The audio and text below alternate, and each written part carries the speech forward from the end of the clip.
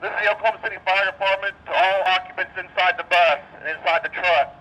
Stay inside your vehicles at all times until we tell you it's safe to exit. So today we are basically testing our preparedness for an emergency situation with the Oklahoma City Streetcar.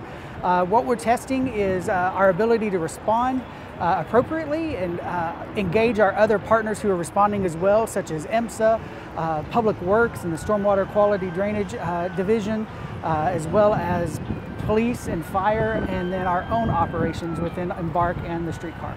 And one of the best ways to do that is to simulate as much of an emergency situation as possible.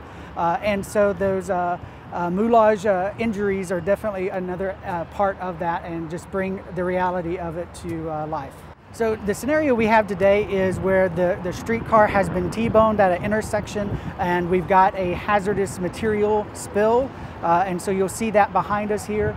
And there's a lot of things that come into play with that, such as wind direction, which you're going to interact with too. As the police and fire arrive on scene, they're going to probably move us around to make sure we're not in harm's way of that spill and that chemical. And then also we're going to have injuries, and we're going to have to also look at the overhead contact system, and it needs to be de-energized before anyone can touch the vehicle. So there's a lot of components that will, to ensure that we respond safely and for everyone's safety, that they have to take into consideration.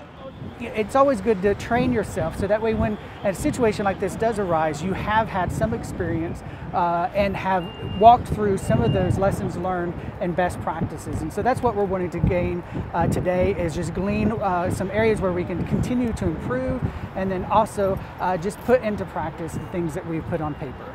Well, the one thing we just want to continue to do is raise awareness of the streetcar and the safety means that are necessary for all of us to practice.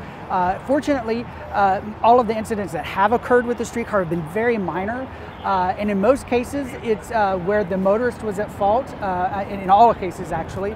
So there's not been a scenario where we've been at fault for any.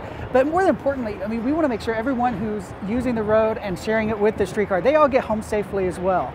And so that's why, again, we're testing this, and then it's just a good opportunity to raise awareness about how we all should interact and share the road.